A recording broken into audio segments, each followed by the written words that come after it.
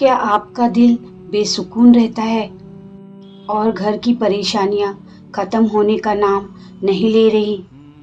تو ایک ایسا عمل جانیے جس کی فضیلت قرآن اور سنت دونوں میں بیان کی گئی ہے۔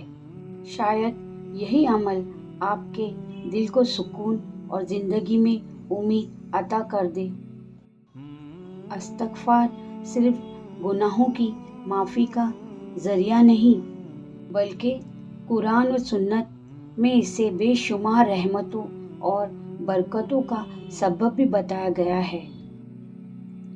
رسول اللہ صلی اللہ علیہ وسلم نے فرمایا، جو شخص استغفار کو اپنے اوپر لازم کر لے، اللہ تعالیٰ اس کے لیے ہر تنگی سے نکلنے کا راستہ بنا دیتا ہے، ہر غم سے نجات عطا فرماتا ہے اور اسے وہاں سے رزق عطا فرماتا ہے جہاں سے اسے گمان بھی نہیں ہوتا۔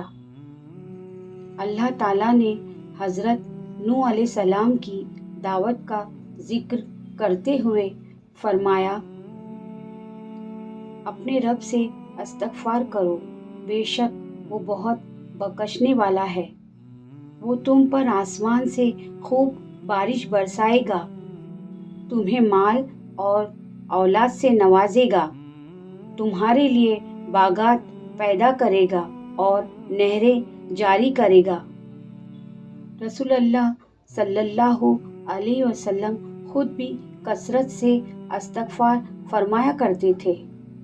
آپ صلی اللہ علیہ وسلم نے فرمایا، اللہ کی قسم، میں ایک دن میں 70 سے زیادہ مرتبہ اللہ سے استغفار کرتا ہوں اور اس کی طرف رجوع کرتا ہوں۔